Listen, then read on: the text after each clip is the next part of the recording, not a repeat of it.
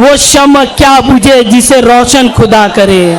आइए हम अपने ऑब्जर्वर का इस्तेकबाल नारे तकबीर से करते गए। नारे तकबीर, नारे तकबीर। माइक पे साहिब पठान साहब। बिस्मिल्लाहिर्रहमानिर्रहीम।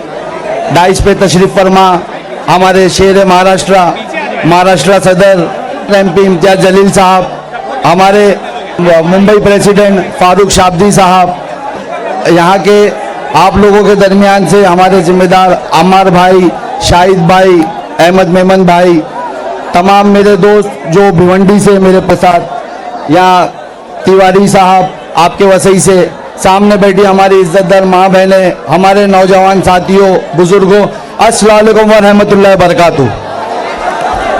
पहले तो मैं एक गलतफहमी मेरी तकरीर शुरू करने से पहले ख़त्म करना चाहूँगा कि देखिए अभी राविश भाई ने 2 से 3 बार कहा कि हमारे ऑब्जर्वर, तो ऐसा कोई मामला नहीं है।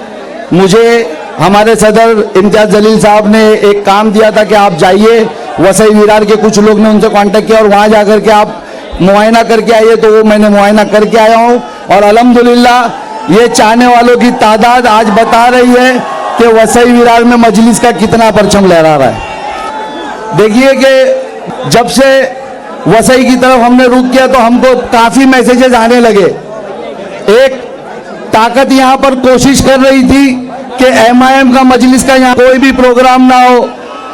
आज से 3 दिन पहले मैं जब आया था, इम्तियाज जलील साहब आने वाले वो मैसेज देने पूरे वसई के अंदर, तो मुझे रोका जा रहा था। मैं उस वक्त आपके कोई चैनल पे बोल के गया था कि बेटा मुझे रोकने की कोशिश कर रहा है, 7 तारीख को तो पापा आ रहे। और मैं इस मन से कहूंगा कि 2016 में उसने कुछ ऐलान किया था, पेपरों में बड़ी बड़ी कटिंग थी कि मजलिस ला एंट्री नहीं। अरे मजलिस की एंट्री वसई में हो गई, पापा आ चुके हैं।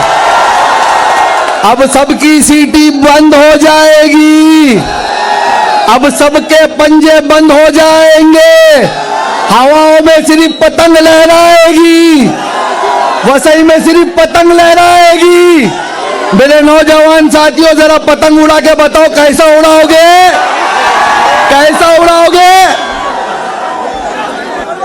मैं इम्तियाज जलील साहब से कहना चाहूंगा, साहब आपको रोकने की इतनी मुसलसल कोशिश की जा रही है। हमने यहाँ पर ये 3रा ग्राउंड अरेंज किया है, 2 ग्राउंड इससे पहले किए गए और उसको रोका गया। कोई कानूनी यानी दावपेच खेल करके कहीं पे यानी अपनी ताकत का इस्तेमाल करके, लेकिन आपकी मोहब्बत थी कि इम्तियाज जलील साहब ने फैसला कर लिया कि वसई के आवाम से मिलूंगा, तो आज हमारा शेर यहाँ पर आ गया है और इंशाअल्लाह ताला आप धाड़ेंगे भी। मेरे भाइयों देखिए मजलिस इत्तेहादुल मुस्लिमीन क्यों जरूरी है इसको समझिए। आज देश के क्या हालात बन चुके हैं उसको समझिए। आज देश के अंदर कहीं हमारी दाढ़ी पकड़कर मारा जा रहा है, कहीं हमारी टोपी खींच के मारा जा रहा है, कहीं हमारे के खिलाफ नए नए बिल लाए जा रहे हैं, ट्रिपल तलाक जैसे बिल ला करके हमारी शरीयत में दखल करने की कोशिश की जा रही है, कहीं हमारी बहनों के हिजाब खींचे जा रहे हैं। अभी 2 दिन पहले आपने देखा कि आपके दरमियान अभी हमारे मुंबई के शेर फारूक शाब्दी साहब आए ना आपके दरमियान, किस तरीके से वो कॉलेज पे हमारी बहनों को रोका गया कि आप बुर्का पहन के कॉलेज नहीं आना। क्या बोला गया कि कॉलेज नहीं आना, कॉलेज में एंट्री नहीं। फारूक भाई ने वहां पर सिर्फ 3 घंटा धरना दिया, उन्हीं से वापस लेटर आया कि हम माफी चाहते हैं, आप बुर्का पहन के आ सकते हैं। तो ये शेरों की ताकत होती है, ये अपनी क़यादत की ताकत होती है। मेरे भाइयों अब वक्त आ गया है कि हम सियासत में अपनी क़यादत को मजबूत करें, हम अपनी ताकत को मजबूत करें। और ये ताकत कब मजबूत होगी, जब आप अपने वोटों का सही इस्तेमाल करोगे, आप अपने वोटों को सही जगह दोगे। तो मेरे भाई अभी बहुत से लोग यहाँ पर बहुत से मैसेजेस, मुझे अम्मार भाई ने एक मैसेज भेजा, कोई एक नेता खड़े होकर बोलता है कि इतनी सी पार्टी है, छोटी है, उसकी हवा है, वो हवा निकाल देंगे। मुझे अब यकीन है आज जो मजमा है ना, यकीन मानो जिसने जुमला बोला था और जो उसके ऊपर बैठा था ना, उन सबकी हवा आप लोगों ने निकाल दी। आज मजलिस यहाँ पर इतनी तादाद में, और यकीन जाने कि हम अभी हमारे सदर आए यहाँ पर, जो भी उनका डिसीजन होगा इंशाअल्लाह ताला आने वाले वक्त में मजलिस यहाँ से जिस तरीके से भी कंटेस्ट करेगी आप उनके डिसीजन पे लब्बैक कहिएगा। जिसे भी वो चुनेंगे आपके दरमियान, जो भी आपके जिम्मेदार होंगे उसे लब्बैक कहिएगा, मजलिस का दामन थामिएगा और अपनी क़यादत को मजबूत करिएगा। देखिए वक्त की बहुत किल्लत है। आपके शहर से अम्मार भाई बोलना चाहते हैं, हमारे फारूक साबदी साहब आए वो बोलना चाहते हैं, और फिर उसके बाद तो इम्तियाज जलील साहब को सुनने हम सब आए ना। हम सब किसको सुनने आए मेरे भाइयों? तो फिर हम इम्तियाज जलील साहब को सुनना चाहते हैं। देखिए मैं बड़े फकर से कह रहा हूँ, इम्तियाज साहब सामने इसलिए नहीं, इम्तियाज साहब की वजह से मुझे मेरे भाइयों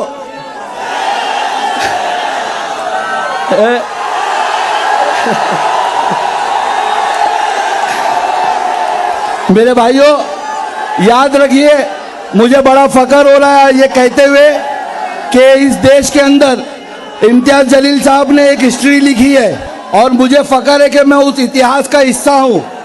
जब बात नामूस रिसालत पे आई, जब जिन लोगों की औकात नहीं उन्होंने मेरी हुजूर की शान में गुस्ताखी करने की कोशिश की, तो ना ही सिर्फ महाराष्ट्र के अंदर, पूरे हिंदुस्तान के अंदर कोई एक लीडर था जिसने उनको जवाब देने की ठानी, जिसने उनकी आवाज बंद करने की ठानी, तो वो मेरा सदर इम्तियाज जलील साहब था। लाखों लोगों को लेकर के रोड पे आए और मैं उस इतिहास का हिस्सा बना। मुझे फकर है साहब आपके साथ काम करके। आज बड़ा फकर होता है कि हम लोगों को बताते हैं कि भाई हम वो रैली में थे और उसके बाद हुजूर की शान में गुस्ताखी करने की किसने हिम्मत नहीं की। तो मेरे भाइयों, जैसा फारूक भाई के लिए बोला कि आप देखिए कि 3 घंटा धरना दे करके अगर वो कॉलेज वालों की जो उनकी सोच थी उसको रोक सकते, इम्तियाज जलील साहब लाखों का मजमा लेकर के रोड पे उसको रोक सकते, तो वो सिर्फ अपनी क़यादत है, सिर्फ अपनी क़यादत। हमसे वोट सबको लेना है लेकिन हमारे लिए बात किसको नहीं करनी। तो मेरे भाई मैं आखिर में यही अपील करके कि यहाँ पर इंशाअल्लाह ताला मजलिस का परचम लहराएंगे ना, पतंग उड़ाएंगे ना, वसई विरार के अंदर, मनपा के अंदर हरा झंडा लहराएंगे ना मजलिस का।